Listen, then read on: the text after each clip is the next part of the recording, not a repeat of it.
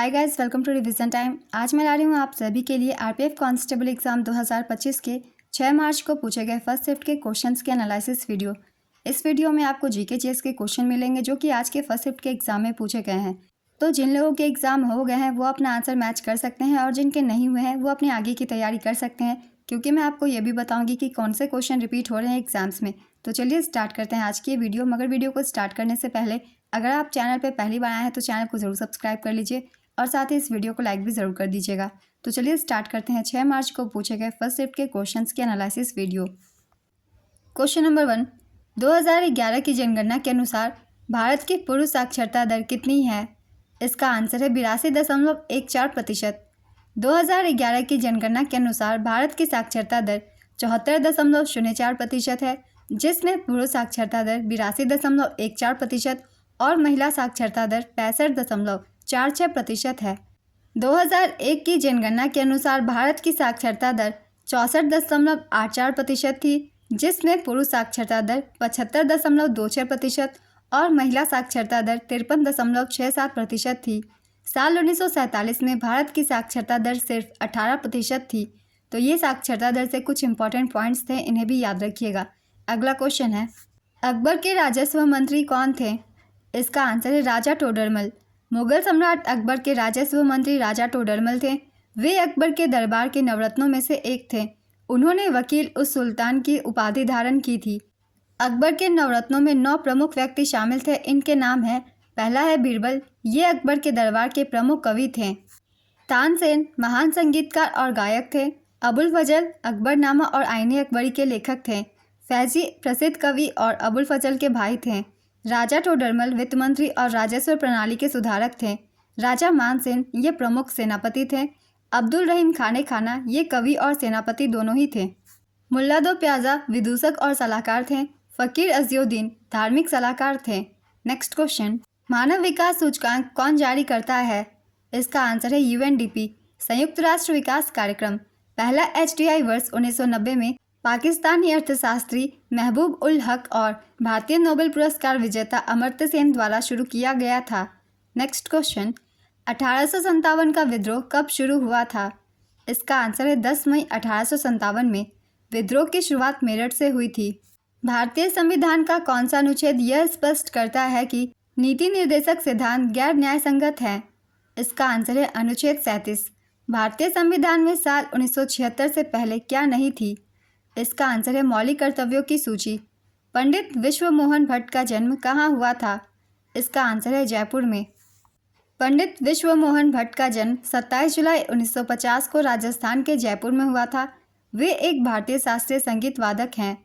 वे मोहन वीणा के जनक भी हैं। नेक्स्ट क्वेश्चन, गोरखपुर से 1857 के विद्रोह का नेतृत्व किसने किया था? इसका आंसर है बाबू बंधु सिंह। उत्तर प्रदेश के गोरखपुर जिले से बाबू बंधु सिंह ने 1857 के विद्रोह में अंग्रेजों के खिलाफ गुरिल्ला युद्ध शुरू किया था। नेक्स्ट क्वेश्चन, कर्नाटक संगीत की त्रिमूर्ति किन्हें कहा जाता है? इसका आंसर होगा त्यागराज, मुथुस्वामी दीक्षितार और श्यामा शास्त्री। इन तीनों को ही कर्नाटक संगीत की त्रिमूर्ति कहा जाता है। कर्नाटक संगीत से कुछ इंपॉर्टेंट पॉइंट्स की भी हम सब रिवीजन कर लेते हैं। कर्नाटक संगीत की त्रिमूर्ति यानी द 3 ज्वेल्स ऑफ कर्नाटक संगीत में ये 3 संगीतकार शामिल हैं, त्यागराज, मुथुस्वामी दीक्षितार और श्यामा शास्त्री। ये तीनों संगीतकार 18वीं शताब्दी में थे और तिरुवरुवर तंजावुर जिले का हिस्सा में रहकर संगीत की रचना करते थे। त्यागराज को पंचरत्न कृतियों के लिए जाना जाता है। मुथुस्वामी दीक्षितार को नटस्वर और नवग्रह कृतियों के लिए जाना जाता है। श्यामा शास्त्री को जटिल तालों और स्वराजति के लिए जाना जाता है। कर्नाटक संगीत भारतीय शास्त्रीय संगीत की एक शैली है। यह दक्षिणी भारत, आंध्र प्रदेश, कर्नाटक, तमिलनाडु और केरल राज्यों तक सीमित है, जबकि देश के बाकी हिस्सों का शास्त्रीय संगीत हिंदुस्तानी के नाम से है। कर्नाटक संगीत में स्वरों पर मुख्य बल दिया जाता है। पुरंदर दास को कर्नाटक संगीत का पिता माना जाता है, इसे भी याद रखिएगा। अगला क्वेश्चन है, मौर्य काल में लिया जाने वाला कर क्या कहलाता था? इसका आंसर है हिरण्य। हिरण्य यह संभवतः नकद में दिया जाने वाला कर था। बलि वैदिक काल से लिया जाने वाला एक कर है। मौर्यों के अधीन भी बलि कर लिया जाता था। आपातकाल के दौरान राज्य द्वारा लगाया जाने वाला कर प्रणय कहलाता था। टार्टरिक अम्ल किस में पाया जाता है? इसका आंसर होगा इमली में ये पाया जाता है। या फिर अगर क्वेश्चन में पूछा गया हो इमली में कौन सा अम्ल पाया जाता है तो जिसका आंसर होगा टार्ट्रिक अम्ल। नेक्स्ट क्वेश्चन, भारत की मुख्य भूमि का सबसे दक्षिणी बिंदु क्या है? इसका आंसर है कन्याकुमारी। भारत का सबसे दक्षिणी बिंदु इंदिरा पॉइंट है। यह निकोबार द्वीप समूह पर स्थित है। वहीं भारत की मुख्य भूमि का सबसे दक्षिणी बिंदु कन्याकुमारी है। अगला क्वेश्चन है, अनुच्छेद 356 किससे संबंधित है? इसका आंसर है राष्ट्रपति किसी राज्य में राष्ट्रपति शासन लगा सकते हैं, इसी का प्रावधान किया गया है अनुच्छेद 356 के तहत। पश्चिमी घाट श्रृंखला भारत के किस राज्य से शुरू होती है? इसका आंसर है गुजरात। पश्चिमी घाट की सीमा गुजरात से शुरू होती है और कर्नाटक, गोवा, महाराष्ट्र, केरल और तमिलनाडु राज्यों से होकर गुजरती है। नेक्स्ट क्वेश्चन, रानी लक्ष्मीबाई का जन्म कहाँ हुआ था? इसका आंसर होगा वाराणसी में। झांसी की रानी लक्ष्मीबाई का जन्म 19 नवंबर 1828 को वाराणसी में एक मराठी करहरे ब्राह्मण परिवार में हुआ था। उनका नाम मणिकर्णिका तांबे था और उनका उपनाम मनु था। उनके पिता का नाम मोरोपंत तांबे और मां का नाम भागीरथी सप्रे था।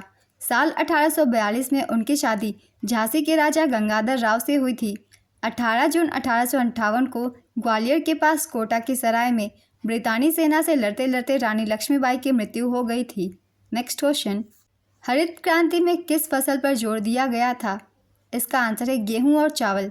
हरित क्रांति का क्या दुष्प्रभाव था? इसका आंसर है मिट्टी की उर्वरता में कमी हो गई थी और जल संसाधनों का दोहन भी हुआ था। इन दोनों ऑप्शन में से जो भी एक को आप उसे टिक कर सकते हैं, आंसर करेक्ट होगा। अगला क्वेश्चन है, थेटाकुडी हरिहर विनायक राम का संबंध किस वाद्य यंत्र से है? इसका आंसर है घटम।